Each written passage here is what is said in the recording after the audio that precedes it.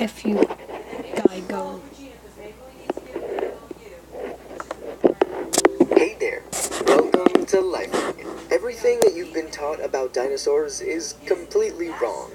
Well, that's not entirely true, but there are quite a few things that our paleontologist friends have been getting wrong. Let's take a closer look at what those dinosaurs were really like. Just don't get too close to that T-Rex. I heard he hasn't eaten in a while. Calm down, Rexy. Who's your good, terrifying boy? Speaking of the Tyrannosaurus Rex, take a second and picture the big, scary carnivore in your mind. Those large, sharp teeth, those snake-like scales. Pretty scary, right? Well, it turns out that Rexy here and most of the other dinosaurs probably had feathers. Scientists have recently found a new species of dinosaur known as Culindrodromeus zebicalicus. Hope I got that right. Which has led them to theorize that feathers were most likely a characteristic of not just birds, but all dinosaurs. This is because our new dino friend was an ornithischian beaked dinosaur, which is distinct from past feathered dinosaurs that were of the theropod group. See, Rexy boy isn't so scary when he just looks like a big chicken. Who's a good big chicken, scary boy? But there's another animal that the Jurassic Park films made quite a bit more intimidating than they actually had been.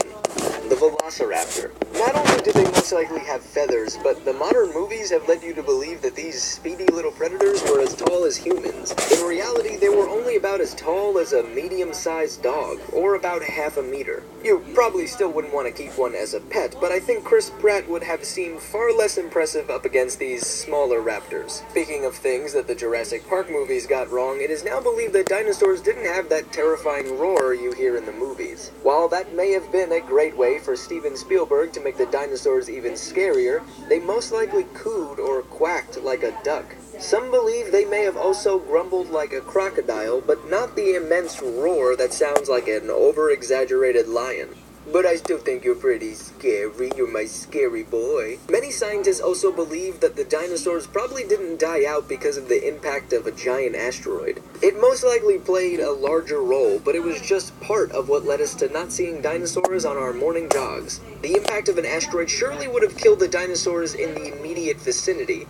However, for the rest of the dinosaurs, their decline was far more gradual due to the other effects of the asteroid. For example, lack of food, as vegetation withered away because of the layer of ash that blackened the sky. It's also thought that because of things like changing climates, sea level fluctuations, and volcanic activity, the populations of dinosaurs were already on the decline before the asteroid even hit. All of this makes it pretty probable that it wasn't over super quickly. So did any of this surprise you? Do you think we'll learn even more about our dino friends in the future? I sure hope so, because I'm trying to potty train this T-Rex. If bringing dinosaurs back from the dead sounds interesting to you, think again. Let's explore the pros and cons of bringing back extinct animals. The following ad is being condensed for your If you go. So I've been meaning to tell you about Geico. Hey there, welcome to Life Noggin. This week, I have good news and bad news. The bad news is that a bunch of really cool animals are currently extinct. Dinosaurs, woolly mammoths, saber-toothed tigers, and my personal favorite, the Carolina parakeet. Look how adorable this thing is. The good news is that we may be able to bring some of these animals back from extinction, but whether or not we should is up for debate. So how is that even possible in the first place? Well, unfortunately for any Jurassic Park fans that are watching, dinosaurs aren't going to be brought back. Instead, more recent extinct animals, like the passenger pigeon that lived in the 19th century, will be resurrected.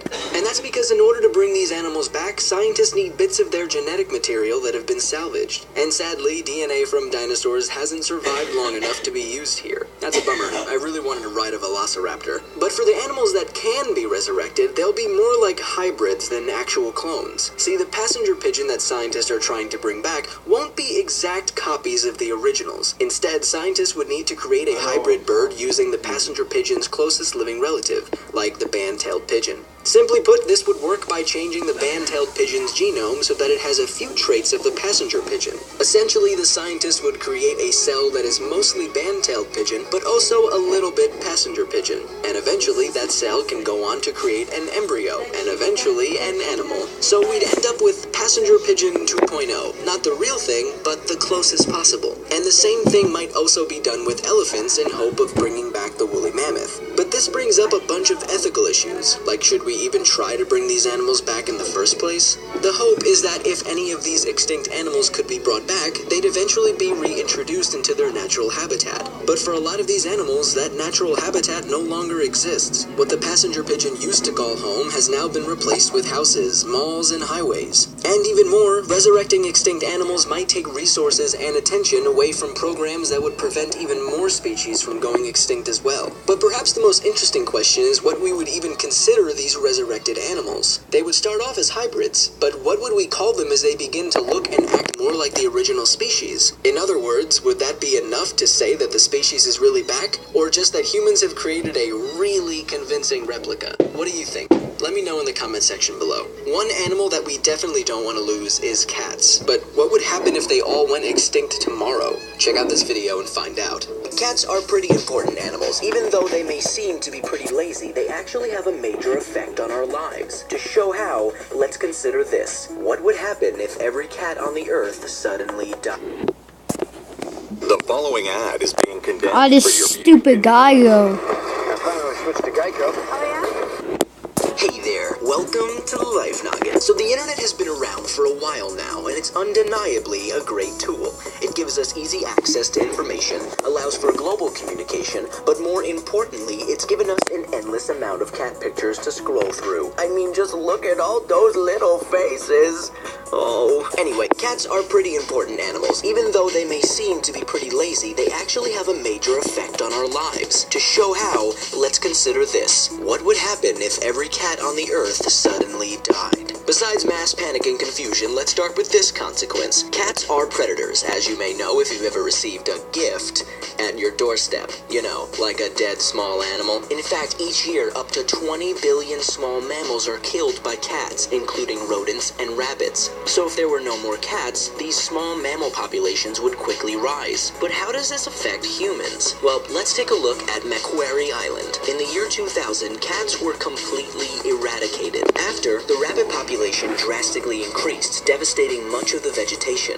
Not only did the rabbits change the island's landscape, but it also cost over $24 million to remedy, which humans will have to pay for. Pretty catastrophic, am I right? Oh, okay, I'm sorry, let's move on. And then we have the rats. On some islands, cats were eradicated to protect the seabird population, but with the resulting increase in rat population, the seabirds were still under attack.